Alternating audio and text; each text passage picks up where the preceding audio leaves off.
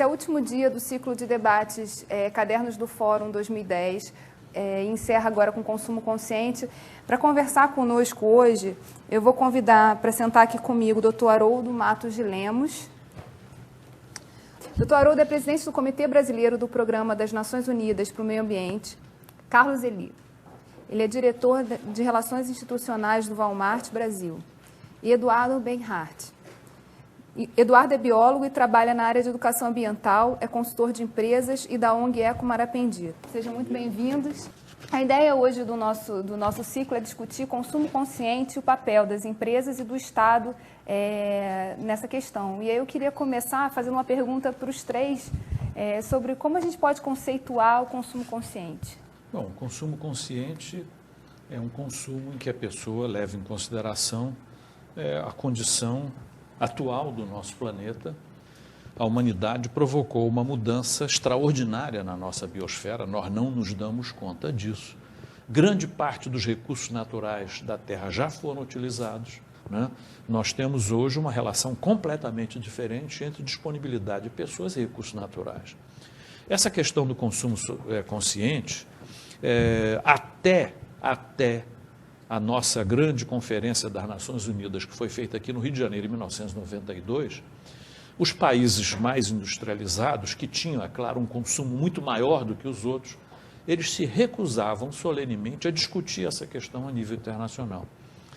Então, a Rio 92 foi um divisor de águas, porque um dos princípios que foi aprovado na Rio 92 dizia que as pessoas, que os países tinham que começar a tratar de produção e consumo sustentáveis, mas dizia também que os países deveriam adotar políticas demográficas adequadas.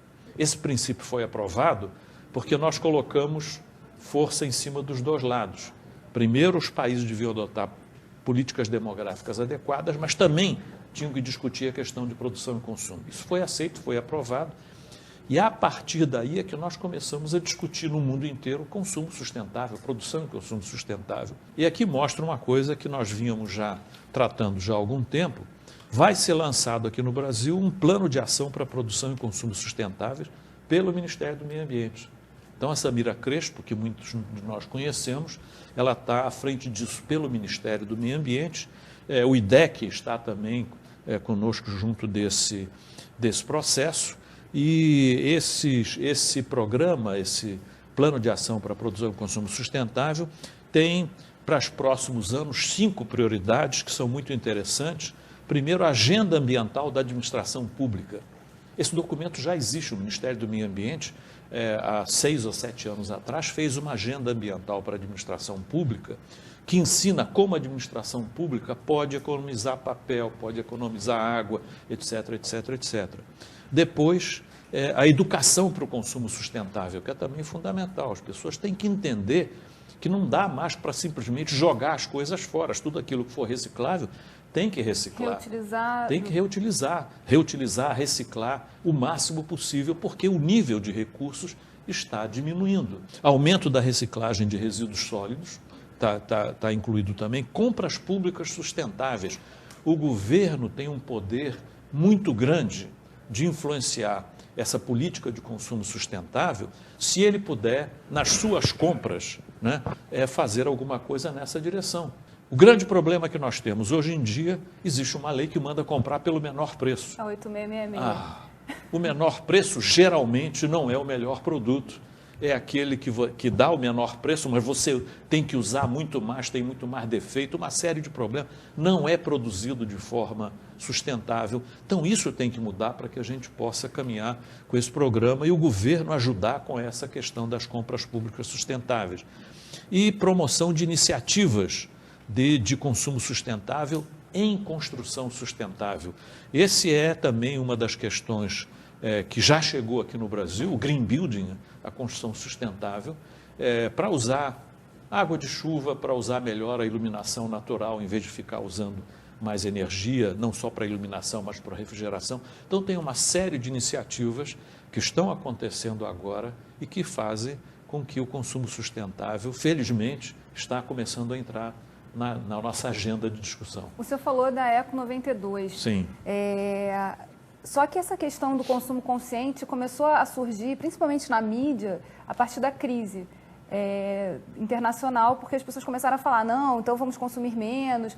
E tem um tempo, e como o senhor próprio mesmo disse, tem um processo acontecendo aí. Como essa questão do consumo consciente está sendo internalizada pelas empresas? A nossa empresa, só para vocês entenderem, o Walmart em 2005, na pessoa do nosso CEO mundial, o Lee Scott, ele adotou uma postura arrojada. Ele assumiu um compromisso, claro que de longo prazo, que a empresa teria que ter 3 premissas básicas.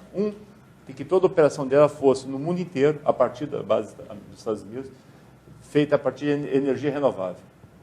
Segundo, replicar produtos que tenham iniciativas sustentáveis. É um pouco o que o Haroldo falou do poder de compra do governo. Nós temos, como varejista, esse poder de compra em escala mundial. Isso é importante para que a gente possa impactar os nossos fornecedores. Porque às vezes eu chego numa empresa, você tem que ir no Brasil me fornecer produto X, Y, Z, com uma embalagem menor. Isso é muito caro. Mas eu não vou cobrar isso a nível Brasil, eu vou cobrar isso a nível mundial. Então você consegue trazer produtos com compromisso de sustentabilidade. E ainda que a terceira premissa em 2005 definida pela empresa seria que todas as nossas lojas, no mundo inteiro, elas têm que trabalhar com resíduos zero. A gente não pode mais produzir resíduos nas nossas lojas. No ano passado, o Guizame nos elevou ao reconhecimento de empresa sustentável do ano. No nosso ver, o maior reconhecimento a nível Brasil. Como nós chegamos lá? Nós não temos uma estratégia de sustentabilidade de marketing. A gente primeiro fez uma estratégia de engajamento da empresa como um todo. No Brasil, nós somos 80 mil funcionários, 80 mil associados. Esses associados, nós temos um compromisso, desde do grupo de executivos até a base, de que todos interajam buscando iniciativas sustentáveis. Eu acho que, primeiramente, a mensagem, qual é a outra questão fundamental do varejo? O varejo é o caminho, é o canal de comunicação do consumidor com a indústria. Nós temos um papel de ligação desse mercado. Para que os senhores tenham uma ideia, nós temos hoje no Brasil 439 lojas. A gente estima que nós recebamos em nossas lojas diariamente algo em torno de 1 milhão de pessoas. O poder de comunicação que a gente tem de falar com as pessoas. Nesse processo acaba tendo também um papel de educação do próprio consumidor, né? Na medida que isso para ele gera um benefício para o meio ambiente e ele também vê que é possível fazer. Esse que é o grande desafio. Como é que você comunica isso para o seu cliente? Então, qual é o nosso compromisso? Às vezes as indústrias gastaram mais. Você desenvolver um produto novo custa dinheiro. Qual é a contrapartida que a gente dá? Você desenvolve que eu vou colocar esse produto com destaque na loja. Nós vamos sinalizar que esse é um produto diferenciado, que ele faz bem ao meio ambiente, que ele é um produto sustentável, que a gente vai levar as vendas. Coloca em destaque na loja. Essa é a nossa contrapartida. A gente entende que está sendo um sucesso, que a gente lançou em janeiro desse ano, com os 10 primeiros parceiros. Já estamos construindo a segunda etapa, já tem 20 indústrias diferentes das 10 primeiras já nos procuraram para desenvolver. E aí que vem o que eu estava comentando, que acho que é a coisa mágica do varejo nesse processo, é do poder de compra, que agora todo mundo, se eu não me adequar, daqui a pouco eu não mais consigo fornecer a eles, então eu vou me adaptar para que eu não fique fora do mercado. Acho que esse é o nosso poder. Um dos exemplos de uma atividade que o Walmart fez e que me impressionou muito, você me corrija se eu tiver, porque eu li isso num relatório de vocês, mas eles chamaram o fabricante de brinquedos e convenceram que eles tinham que reduzir a embalagem do brinquedo, certo? Qual é a consequência disso? A consequência foi que, para transportar em caminhões, eles usam menos caminhões para transportar a mesma quantidade de brinquedos, e como eles atuam no mundo inteiro, usam menos viagens de navio também, menos containers, para transportar a mesma quantidade de brinquedos. Uma ideia extremamente simples que dá um resultado muito grande. O meio ambiente agradece, né? Essa que é a linha. Não freia o crescimento, não impede... E o que é mais importante, você não descaracteriza o produto. É o mesmo produto com um conceito novo. E o cliente hoje está mais... Existem algumas pesquisas, são muito embrionárias ainda, mas que mostram que o cliente está disposto...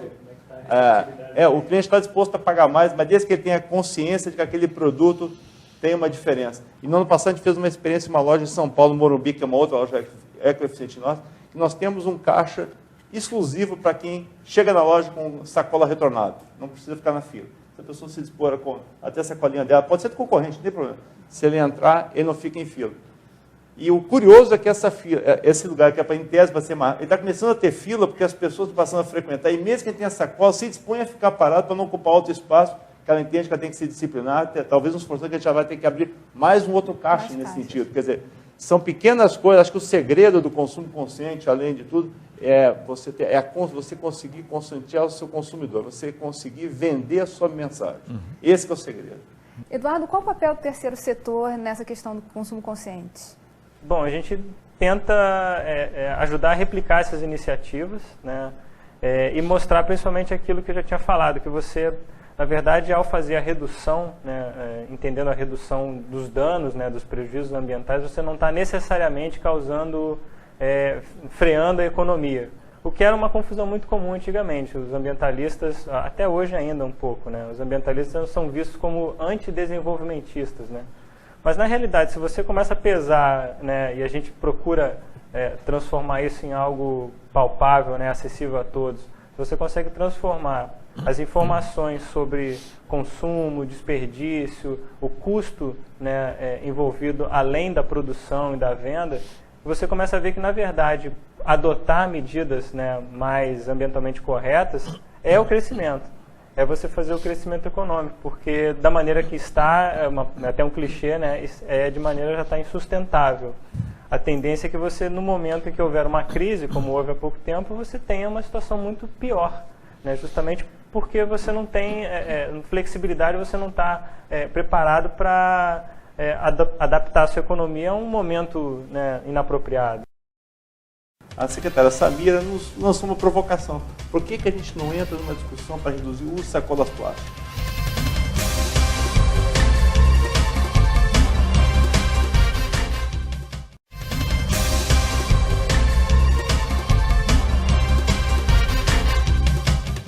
Carlos falou um pouco do papel do varejo nesse processo. E falou também da relação que existe já com o Ministério do Meio Ambiente, com os governos de uma maneira mais ampla, né, nesse processo de conscientização e de internalização do consumo consciente. Mas eu queria voltar a essa questão do papel do Estado nesse processo. E o que pode ser feito pelo Poder Legislativo, pelo próprio Executivo, para contribuir nessa conscientização? O Estado tem um papel muito importante, porque uma das condições fundamentais para que a gente possa atingir o desenvolvimento sustentável é que uma das coisas que o governo precisa fazer, e ele pode ajudar muito nesse sentido, é colocar a economia a favor do desenvolvimento sustentável. E o exemplo que eu dou, que é um exemplo concreto, é o seguinte: plástico, né? Plástico é um material que recicla muito bem. 15 anos atrás, um empresário que produzisse pecinhas de plástico, qualquer coisa, pecinha de plástico, né? Quando ele fosse comprar plástico virgem para fazer as suas pecinhas, ele pagava 10% de IPI. Mas se ele conscientizasse que para o futuro nós precisamos reciclar e reutilizar mais, e se ele fosse comprar plástico reciclado, ele pagava 12% de IPI. Então, esse era um exemplo claro de que a economia estava contra o desenvolvimento sustentável. A muito custo nós conseguimos igualar, mas não pode. Na medida em que você faz, se você puder fazer com que a reciclagem de plástico, por exemplo, eu estou falando plástico porque as pessoas dizem muito plástico, está jogado na rua, vai entupir bueiro, etc. Mas se nós conseguirmos colocar, através de uma reforma tributária, a reciclagem do plástico pertinho da economicidade que tem a reciclagem de lata de alumínio, o problema estaria resolvido. O governo não precisa se preocupar com reciclagem de lata de alumínio, porque dá dinheiro, tá certo? Não precisa fazer nenhum esquema para isso. Mas para plástico precisa continuar ajudando os catadores, precisa continuar ajudando a cooperativa e assim por diante. Então, o governo tem um papel importantíssimo, que é através de leis, através de uma reforma tributária, fazer com que a economia fique a favor do desenvolvimento sustentável, retire impostos sobre material reciclado, que dê incentivos para reutilização e assim por diante. Na discussão que a gente fez sobre gestão pública e planejamento, foi o primeiro dia, a gente falou muito assim das velocidades, dos tempos diferentes da iniciativa privada e do governo. A iniciativa privada tem essa facilidade de internalizar um processo e tornar aquilo e multiplicá-lo por todas as... Nós adotamos a Floresta Nacional do Amapá, a gente não opera no norte, a gente não tem nada a ver com região norte, mas a empresa queria um compromisso mais sólido com o Brasil. E a gente sabe que você cria hoje no Brasil um parque nacional é fácil, pois faltam os instrumentos. Plano de manejo, estrutura de fiscalização, a própria sede. Então, nós fizemos uma parceria com o governo federal, nós assumimos esse papel, junto com a Conservation Internacional e o Instituto Chico Mendes, e a gente está implantando esse projeto lá no norte. E nós vamos conversar com o ministro Mink um pouco sobre isso, mas na semana da audiência, a secretária Samira nos lançou uma provocação. Por que a gente não entra numa discussão para reduzir o uso de sacolas plásticas? Você tem que acabar com a sacolinha plástica, que ela tem um problema. Ela hoje, culturalmente no Brasil, as pessoas às vezes vão às lojas, querem levar sacola que acaba usando como saco de lixo, e ela vai ficando. E essa sacolinha, ela leva 500 anos para se degradar. A gente não quer nós não somos contra o plástico de maneira nenhuma. A gente quer procurar uma solução mais racional. Nós já tínhamos um programa constituído desde 2008, que a gente começou no Nordeste. Todos os nossos clientes que fazem compra nas nossas lojas, começou no Nordeste. A cada 5 itens que passavam no check-out, o sistema enxerga 5 itens, a gente pegava o custo da sacola plástica, que são 3 centavos, e devolvia para o cliente como desconto. Se você não levar a sacola, eu te devolvo o valor da sacola, eu te dou uma caixa de papelão, você traz a sua sacola retornável, para incentivar o cliente a recusar, a não utilizar a sacola plástica. E esse programa acabou, o ministro, hoje novamente, deputado Mink, tinha uma iniciativa de lei aqui no Rio de Janeiro, dele no projeto tramitando, o projeto foi alterado, é uma lei que entra em vigor aqui no mês que vem, que diz que os varejistas para não usar a sacola plástica, pode oferecer desconto, virou matriz legal aqui. Por exemplo, você falou que a sacola plástica dura 500 anos. Primeiro, o plástico ele começou a ser utilizado pela sociedade exatamente pela sua qualidade da durabilidade. Segundo, plástico não se deve jogar fora, porque plástico é feito de petróleo. Você está jogando sacola plástica fora, você está jogando petróleo fora. Nós não podemos fazer isso. Agora, eu na minha casa, por exemplo, as sacolas que eu recebo de supermercado, eu não jogo fora, mas eu uso como sacola de lixo. Isso vai para o aterro sanitário. Essa sacolinha que vai para lá e que muita gente diz, como você falou, dura 500 anos, eu digo graças a Deus que dura 500 anos. Para nós é uma vantagem. Por quê? Porque o plástico não é feito de petróleo. Se ele se degradasse mais rapidamente, iria carbono fóssil para a atmosfera, iria aumentar o efeito da mudança climática. Então, a questão da sacola plástica ela tem que ser combatida não porque ela dura 500 anos, ela tem que ser combatida porque sacola plástica não deve ser jogada fora. Nós temos que reduzir o uso de sacola plástica, sim, concordo plenamente com isso. Mas tem formas de fazer e vocês estão fazendo isso porque vocês estão dando desconto para quem não usa sacola plástica. Isso é uma coisa boa. Na Europa, se você vai ao supermercado e se você pede sacola plástica, ele cobra pela sacola plástica, que tem boa qualidade. Sobre esse tema, existe na verdade, o supermercado é obrigado a não cobrar por força de lei. Essa lei tem que ser mudada. As leis não são imutáveis. Muitas vezes você faz uma lei num determinado contexto. Essa lei, quando foi feita, se não me engano, nos anos 80, essa lei pretendia dizer, não, nós estamos ajudando as pessoas mais pobres, porque o supermercado não vai cobrar a sacola plástica. Mas ele repassa o preço. Mas é claro, você paga pela sua sacola plástica uma vez, mas você não vai jogar ela fora, você guarda para voltar para o supermercado, entendeu? Então, o importante é o seguinte, é não jogar a sacola plástica fora. Agora, tem certos usos do plástico que você não pode evitar. Por exemplo, hoje, enquanto você tem o sistema que nós temos de sistema de lixo, é impossível você não usar sacola plástica, porque é a única forma que você tem de colocar o lixo fora da sua casa para conlume pegar é dentro de sacola plástica. Tem uma série de outras questões também na sacola plástica, que ela vai demorar 400, 500 anos para se degradar, para terminar de se degradar, ela vai se degradando ao longo do tempo. Nesse momento da degradação, a tinta usada para tingir o plástico e para imprimir a marca, ela tem produtos químicos que vão começar a contaminar imediatamente, logo após alguns meses depois de você jogar lá fora. Então, uma medida que seria simples, mais do que demonizar a sacolinha plástica, né, uma coisa que é fácil da indústria retrucar, seria você adequar, de repente criando uma lei que obrigasse, olha, a sacola não pode ser tingida e deve ter o mínimo de coisa escrita, deve ser transparente. Além disso, o plástico da sacola transparente facilitaria a reciclagem, valorizaria muito mais o material e seria um incentivo à reciclagem Uma empresa de dele ainda mais. refrigerante, inclusive, foi, numa conversa com os recicladores, mudou uma garrafa promocional que ela estava fazendo justamente porque ela era atingida e Ela era atrapalhava atingida. na hora deles catarem porque Não tinha conseguia. valor comercial. Aquilo se tornou um passivo ambiental das cooperativas, dos sucateiros, e chegou um ponto em que eles estavam praticamente pensando em colocar todas aquelas garrafas num caminhão e despejar na frente da sede da empresa. Porque ela vinha com símbolo de reciclável, mas na hora de vender para reciclagem ela não tinha valor comercial, porque ela fugia do padrão do verde, transparente e azul. Né? E essa lei de obrigar as empresas a serem responsáveis pelo seu próprio lixo? O problema não é só das empresas. A responsabilidade é de todos nós. Agora, as empresas, o que eu acho que você está querendo dizer, elas são responsáveis pela cadeia produtiva. Aí sim, isso é uma coisa importante. Por exemplo, a General Motors, ela é certificada pela norma ISO 14001 em todas as suas fábricas aqui no Brasil, tá certo? Uhum. Ela, quando vende automóveis na Europa, a Europa é muito mais consciente, ela só consegue vender lá se ela puder garantir que o automóvel foi produzido dentro de todos os cuidados ambientais. Mas ela não pode garantir isso, apesar dela ter a ISO 14001 em todas as suas instalações, porque ela é uma montadora.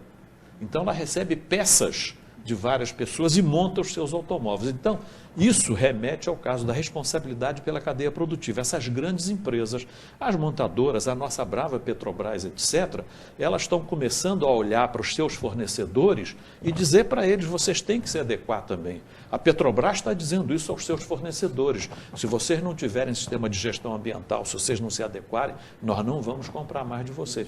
Isso chama-se responsabilidade pela cadeia produtiva. Isso é fundamental, isso é uma coisa fantástica que está acontecendo e as grandes empresas estão fazendo isso. De uma certa forma, o que o Walmart está fazendo com os seus fornecedores é isso também. Exatamente. Responsabilidade pela cadeia produtiva. Agora, o consumo consciente, na verdade, depende de um cidadão consciente, né? Que vai exigir isso lá na ponta da cadeia. O cidadão pode fazer a mesma coisa que o Walmart faz com as empresas, né? Ele pode escolher os produtos de acordo com um critério além do preço, né?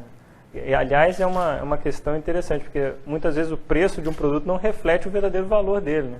Às vezes você paga muito menos por esse produto porque uma parte do custo dele foi jogado nas costas do meio ambiente ou de algum trabalhador que está sendo explorado. Quer dizer, o custo real dele não chegou ao consumidor, né? É o caso dos produtos chineses. Exatamente. Trabalho são baratíssimos e vêm do outro lado do mundo. Trabalho semi-escravo.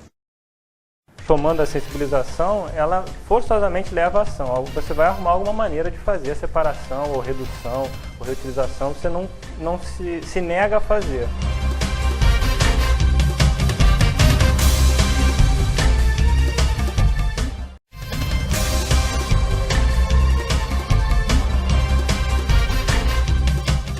Agora a gente vai partir para a segunda parte do nosso encontro, que é justamente abrir para a plateia. Eu queria passar a palavra para o Christian. Vim falar aqui da pesquisa Consumo Consciente da Federação, uma pesquisa que em 2010 já está no seu 4º ano. O consumidor, ele sabe do problema, ele se diz consciente, né, em relação ao aquecimento global, à mudança climática, mas essa consciência não é suficiente para a ação. Até há muitas propagandas que são feitas, né? Muitas propagandas são focadas na questão da reciclagem. Mas será que ele tem coleta seletiva na porta de casa? Se ele separar, como muitos de nós aqui, eu acredito que fazemos, separar o orgânico do inorgânico, será que ele vai ser coletado dessa maneira? Ou vai se misturar tudo? Né? Muitas pessoas têm como justificativa não separar porque a empresa de coleta não leva em consideração essa separação. Então, é uma justificativa muito confortável. Nós vemos que, apesar de 25% da população apenas levar em consideração o consumo consciente na hora de comprar, eles são muitas vezes levados a consumir de forma consciente alguns produtos. Água, por exemplo. Né? A gente tem cerca de 90% afirmam que apagam a luz quando saem de um recinto, desligam, fecham a torneira na hora de escovar os dentes, na hora de fazer a barba.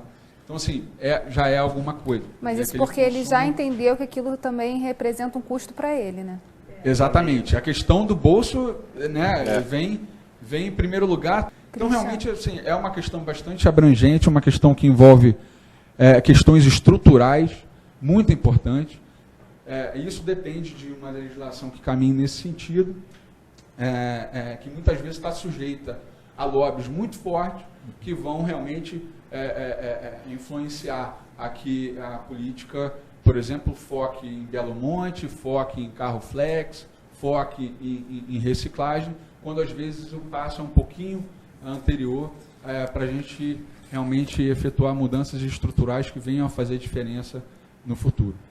A consciência, a gente costuma dizer que ela é o resultado de uma equação que vem de informação mais sensibilização. As pessoas que disseram na pesquisa que sabem da importância de reciclar e tal, mas que não reciclam, elas estão informadas, elas são pessoas bem informadas, mas elas não estão ainda conscientes, porque a consciência, somando a sensibilização, ela forçosamente leva à ação. Você vai arrumar alguma maneira de fazer a separação, ou redução, ou reutilização, você não se nega a fazer. Só para informação de vocês, nós temos na empresa, além do PPS, tem um outro programa que é o Mobiliza Geral. O que é isso? A gente treina todos os nossos associados para o consumo consciente. Dos 80 mil hoje, na nossa base, nós temos 60 mil pessoas que passaram por esse treinamento, que é uma parceria com o Instituto Acatu. Porque as pessoas sabem o que é consumir consciente, como agir. E o desafio é grande, porque no varejo, como nós temos basicamente acesso muito ao primeiro emprego, o nosso giro de associados é muito alto, são 25% das pessoas entram e saem na empresa durante o ano. O giro é muito grande. E mesmo assim a gente consegue ter quase os 100% da base conscientizada. Acho que esse que é o segredo do sucesso da nossa estratégia de sustentabilidade.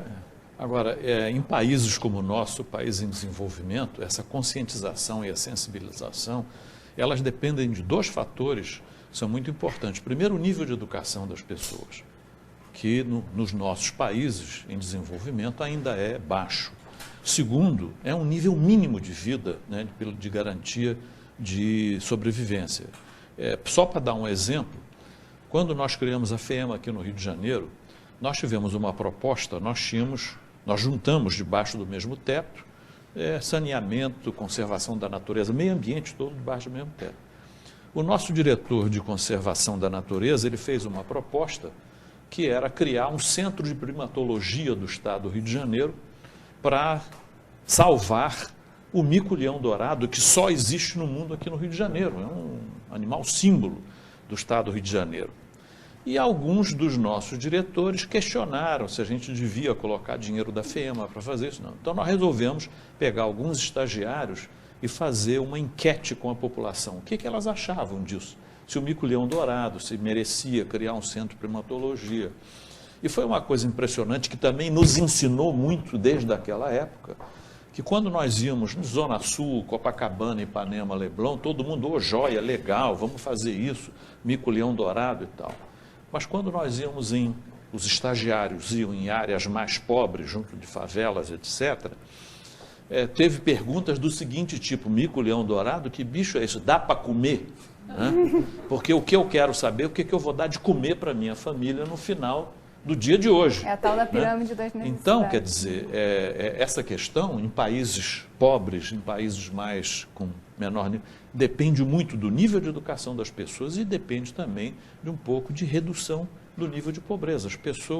As pessoas que estão tentando sobreviver ao dia de hoje, elas não podem ter uma consciência. Né? O mico-leão-dourado, eu quero comer mais o mico-leão-dourado. Né? A Megamart se vê numa situação muito complicada, porque a gente não quer mudar sem ter certeza. A gente fez uma pesquisa pequena, e percebeu que a sacola oxibiodegradável, que os nossos investidores vêm exigindo, ela não funciona. Ela não é uma solução. É um engodo. É um engodo.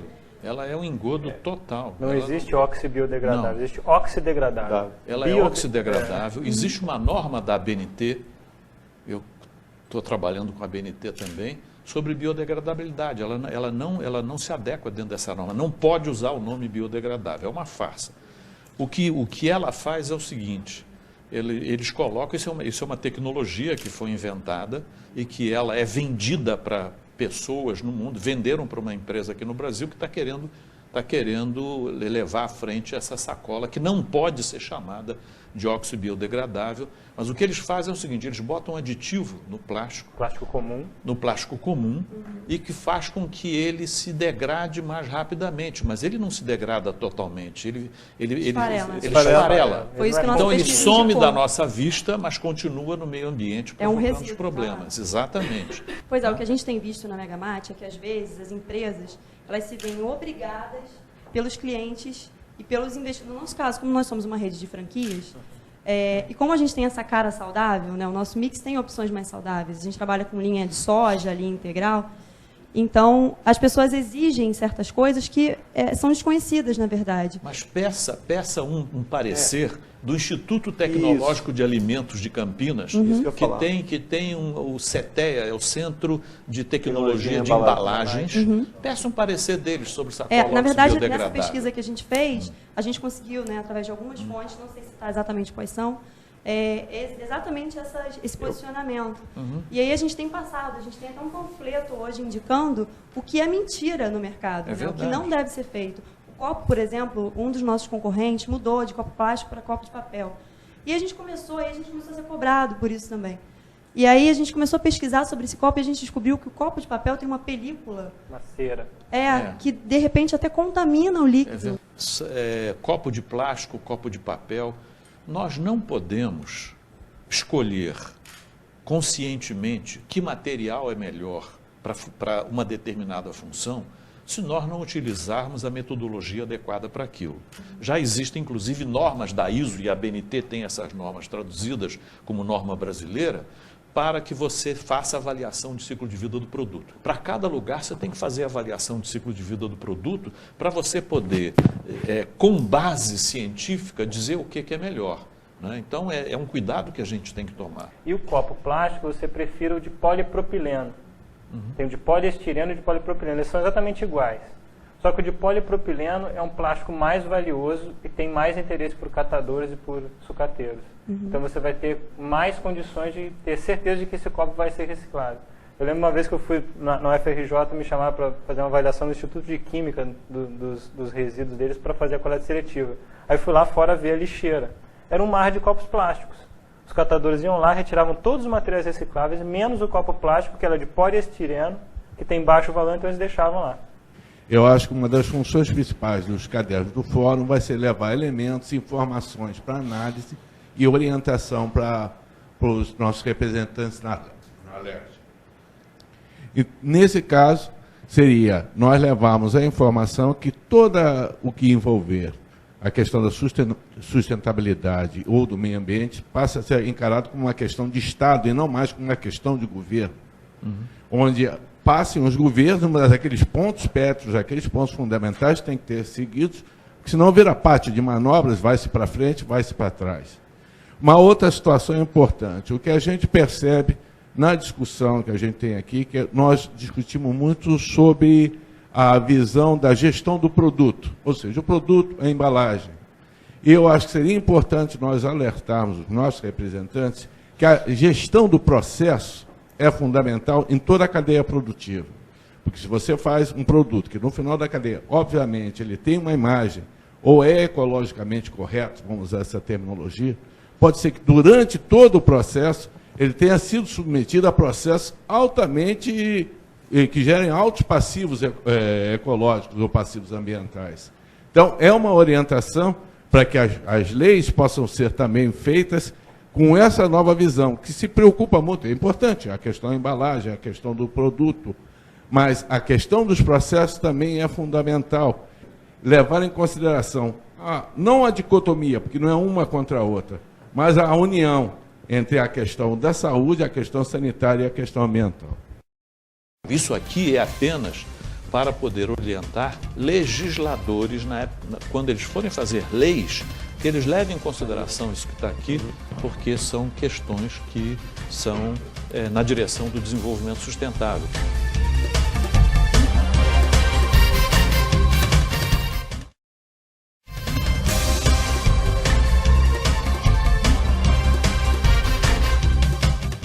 Nós estamos com medo do futuro.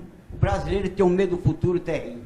É por isso esse progresso de crescimento, eu quero crescer, mas acontece que cresce, mas não tem o equilíbrio, porque não tem uma consciência positiva para se equilibrar.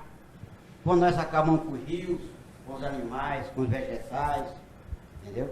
A ponto de dizer, nossa água vai acabar.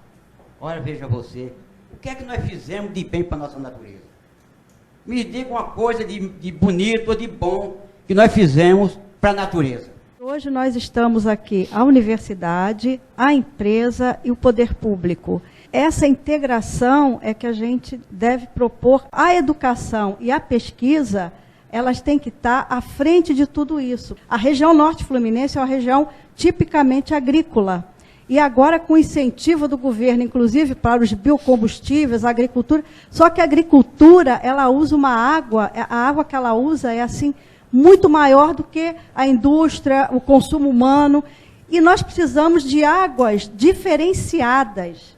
Para a agricultura, por exemplo, tem certo tipo de agricultura que você pode usar uma água com uma certa salinidade.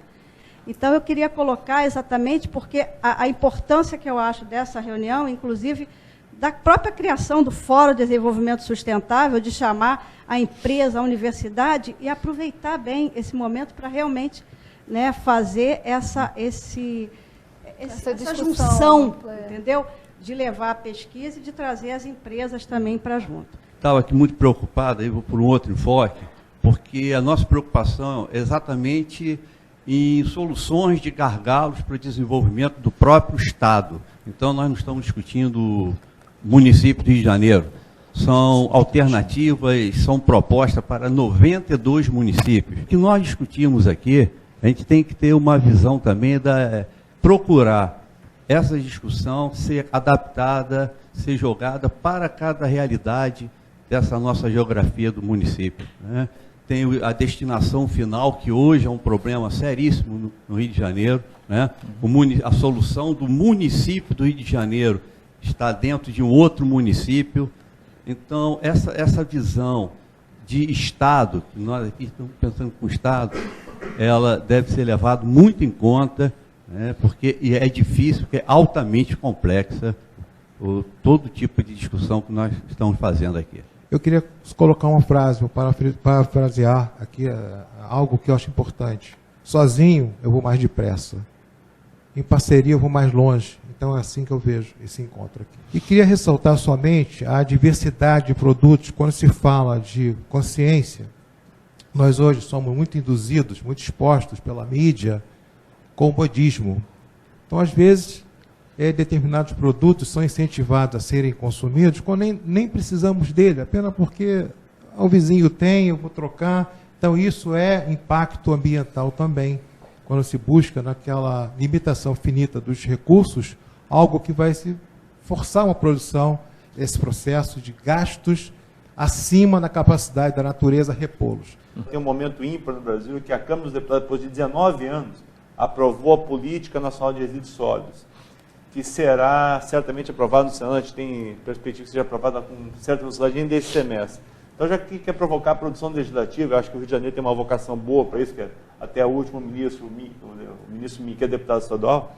Eu acho que tem um momento, até um pouco na linha que o Santiago falou, da Assembleia se ficar bem alinhada com o Ministério do Meio Ambiente, porque a lei vai ser aprovada, mas o que vem mais importante é o segundo momento. A lei, para nós, já é uma realidade. Esse é um tema que nos é muito caro. Na média, 48% do resíduo produzido nas nossas lojas eles têm o destino da reciclagem, não vão mais para resíduos sólidos.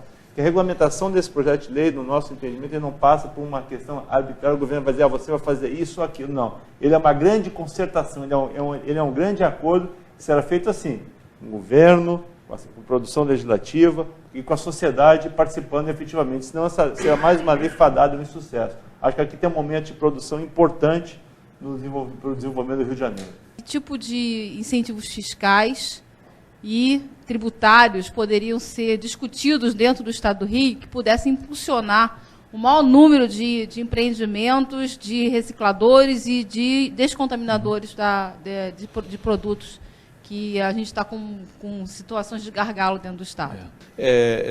A função do governo é analisar cada tipo de cadeia, cada tipo de produto e verificar qual é a desoneração tributária ou até, se for necessário, um pequeno incentivo para fazer que aquele tipo de reciclagem ele se torne econômico. E aí você pode descansar, porque se tornar econômico, te garanto que vão aparecer as indústrias para fazer a reciclagem, está entendendo? O plástico, né, e alguns outros materiais, eles vivem hoje, a indústria da reciclagem vive o dilema do ovo ou da galinha, né? Quem veio primeiro? Então, quem tem que vir primeiro, a indústria ou a coleta seletiva?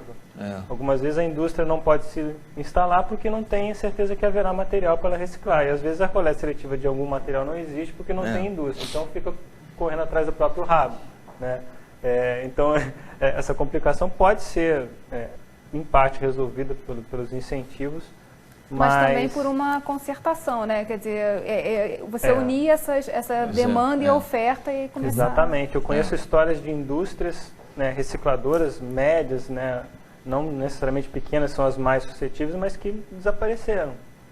Né? Uma fazia telhas de plástico, né, de PET, aqui no estado do Rio de Janeiro, uma telha translúcida, fantástica, aproveitava a luz natural. Desapareceu, ninguém sabe por quê, ninguém viu, né? Sumiu. Não provavelmente tinha economicidade suficiente. Tinha, exatamente. Faltou a ela talvez mais coleta seletiva ou mais algum incentivo. Então a reciclagem é fantástica, maravilhosa, ela pode fazer mundos e fundos. Mas é difícil de você dar a ela mais responsabilidade do que ela pode atender, né? Ela não pode ser um fim em si mesma, né? Exatamente, claro. Ela não pode ser o objetivo final. Por isso que a gente dá tanta ênfase na questão da redução, de racionalizar o consumo, evitar desperdícios, evitar o consumo exagerado, porque você naturalmente reduz. Num programa que a gente fez sobre eficiência energética, teve um dado interessante falando que o próprio selo Procel surgiu de uma visão do governo de que era possível ter energia de uma Itaipu só reduzindo o consumo do que era... Reduzindo desperdícios. É bom também acabar com essa não é deixar de consumir. Parar de consumir é para parar a economia, parar de desperdiçar. Né? Eu vim de lá para cá agora, pedalando, para a parte a pé, 50 postes de luz acesos de dia. Para que a gente precisa de mais uma usina se eu poderia apagar esses postes, né? Quer dizer, ou então vou usar essa usina, mas eu vou fabricar ela daqui a 10 anos, porque eu não vou precisar disso antes, acabando com o desperdício de energia. Exatamente. O que está faltando, na visão dos senhores, para tornar o consumo consciente em algo realmente prazeroso para o consumidor? A nossa motivação hoje, o prazer que a gente pode ter, é dizer o seguinte: eu estou contribuindo para que as futuras gerações, os meus filhos, para quem tem filho pequeno hoje, e os meus netos, para quem já tem filho maior, eles vão ter possibilidade de ter uma vida com a qualidade de vida, uma qualidade de vida semelhante, pelo menos, a que nós temos hoje, e não receber um mundo totalmente poluído, degradado, sem energia e assim por diante. Então, eu viria nesse uma motivação para que a gente possa agir hoje. O prazer tem que ser esse, mas as pessoas têm que estar conscientes que estão fazendo isso para poder garantir que os seus filhos, a sua família no futuro, possa ter realmente coisas para consumir e para sobreviver com uma qualidade de vida decente. Eu estou há muitos anos nessa área ambiental, desde o início, quase depois que eu me formei, que eu já estou trabalhando nessa área. Eu não tenho nenhuma hesitação em dizer que ao longo desse tempo todo, desde que nós criamos a FEAMA aqui no Rio de Janeiro, que a mudança maior que eu vi ocorrer de atitude foi a mudança da atitude empresarial em relação ao meio ambiente. Muito melhor do que dos governos e até da própria sociedade, da conscientização da sociedade. Essas mudanças que vêm acontecendo, quer dizer, eu não estou dizendo que foi só o setor empresarial, o governo está mudando. E tanto está mudando que nós estamos começando a pensar nas compras do governo, nós estamos começando a pensar em o governo mudar, fazer reforma tributária para poder facilitar, etc. Mas essas mudanças, elas têm que ser feitas devagar, de forma segura, com bastante diálogo. São mudanças que não podem ser impostas e, principalmente, elas não podem ter radicalismo. Porque qualquer radicalismo ele acaba sendo ridicularizado e é contra o movimento ambiental. Como é que eu chego ao prazer no consumo consciente? Acho que o que daria mais prazer para nós, como executivo de uma empresa de varejo, seria que no final do dia as pessoas entrassem na loja com a consciência, está comprando um produto, uma embalagem menor, com origem garantida, que ele sabe que é um produto que tem conceito de sustentabilidade, que está ajudando a salvar o mundo, que ele esteja fazendo essa compra com satisfação, com alegria, no final de tudo com prazer. Acho que isso seria o mais importante, como é que a gente enxerga o prazer nessa questão do consumo consciente. E muito foi dito aqui de mudanças, de postura. Haroldo conhece bem isso, foi desde o início da FEMA, que é a primeira órgão ambiental do Brasil, o Rio de Janeiro é pioneiro nisso. Então, a gente costuma dizer lá na empresa, dentro do Walmart, que o nosso senhor sempre fala que o mundo mudou. Mas o mundo mudou não é só em questões comerciais pós-crise. Não, o mundo mudou sim de compromisso em defesa da sustentabilidade. Se a gente não mudar os comportamentos, a gente vai acabar com todos os recursos naturais. E isso não interessa a ninguém. Então, essa mudança, acho que o importante é que esteja tudo em enraizamento. Essa discussão tem que permear a sociedade como um todo. É como o Haroldo falou, não, a gente não pode, o poder público não pode mais impor nada. É como eu citei o exemplo anteriormente, a gente tem que construir. Tudo precisa ser construído a partir do diálogo. E acho que quando você senta, o poder público, o poder legislativo e a sociedade representada pelas pessoas e pela atividade produtiva, sentam na mesma mesa para achar um modus operandi, como chegar lá, sem agredir meio bem, acho que é o grande resultado positivo de um fórum como esse. A gente recebe na Recicloteca, lá no nosso Centro de Informações Ambientais, turmas de crianças e adolescentes, de jovens e de adultos, dia após dia, e as crianças, elas trazem uma consciência que eu não tinha quando eu comecei a trabalhar na Recicloteca. Né? E cobram os pais, fazem tudo aquilo que a gente já sabe, né? Que a criança educa os pais. Poder multiplicador. Exatamente. E já se pode combater, por exemplo, um consumo, através dessa educação de base, um consumo equivocado, onde, por exemplo, né, puxando aí para a questão do prazer, né, que nos remete ao consumismo, né, que seria uma patologia do consumo, é você consumir sem ter porquê e coisas que você não precisa. E eu lembrei, quando ele falou, eu lembrei de uma charge americana, olha só, que mostra vizinhos chegando na calçada com o seu lixo, né, para colocar para coleta. Um deles, com uma lixeirinha pequenininha, fala para o outro: nós protegemos o meio ambiente consumindo apenas o essencial. E o do lado fala: nós protegemos o meio ambiente consumindo um monte de coisas ambientalmente corretas. Ele tem 12 lixeiras. Né? Então, entre consumir pouco, porque é ecológico, ou muito, sem saber nada, eu prefiro ficar com o essencial, que seria o caminho do meio. E dá bem o teor, né, das discussões que a gente faz aqui, que existem, né, posições, né, muitas vezes, né, obtusas, radicais para um lado e outras, né, em outro sentido. E se elas chegarem no meio termo, chegarem a se encontrar no meio do caminho, a gente com certeza vai construir uma sociedade mais equilibrada, como, né, o nosso amigo falou, que eu acho que é um dos grandes objetivos. O equilíbrio nos leva à qualidade de vida e nos leva a saber que tudo que a gente faz vai estar sendo feito, né, sem prejudicar os outros e nos dando algum benefício em troca também. Eu acho que todo mundo pode sair ganhando. Só não sabemos ainda exatamente como, mas estamos chegando lá. Muito bom.